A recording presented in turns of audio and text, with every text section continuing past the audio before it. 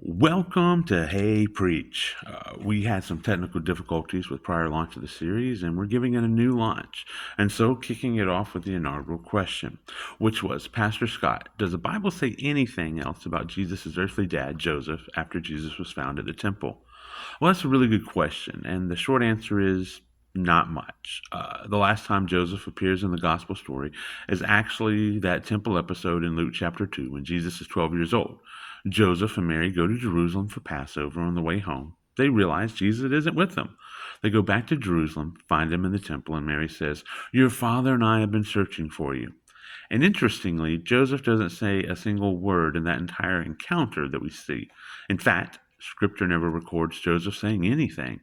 After that, Joseph basically disappears from the biblical narrative. Now, does that mean Joseph died shortly after? We don't know. The Bible never tells us when Joseph died or what happened to him. But there is an interesting clue.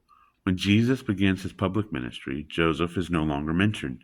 Throughout the Gospels, we hear about Mary, Jesus' brothers and sisters, and other members of his family, but Joseph is conspicuously absent. And there's another interesting moment in John chapter 2 at the wedding in Cana. Mary is there with Jesus, but Joseph isn't mentioned.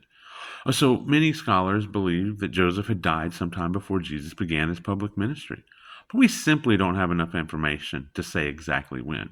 And honestly, I think there's something beautiful about Joseph's story. See, Joseph doesn't get a lot of lines. He doesn't preach a sermon. He doesn't perform any miracles. And we don't get to read about him standing beside Jesus during his ministry. But what we do see is a man who obeyed God. When God told Joseph to take Mary as his wife, he did it. When God told him to take Jesus and flee to Egypt, he did it. When God told him to return to Israel, he did it. Joseph protected Mary. Joseph protected Jesus. Joseph provided for his family. And then at some point, Joseph just disappears from the story. And maybe that's the lesson. Joseph didn't have to be famous to be faithful. He was given a role by God, and he fulfilled that role. And then Scripture moves on. We don't know when Joseph died. We don't know exactly how he died. We don't know whether he ever saw Jesus perform a miracle, preach a sermon, or begin his public ministry. But we do know this. Joseph was faithful with the assignment God gave him, and sometimes that's all God asks of us. You don't have to be remembered by everybody. You don't have to have your name on everything. You just have to be faithful with what God has put in your hands. And that's today's Hey Preach.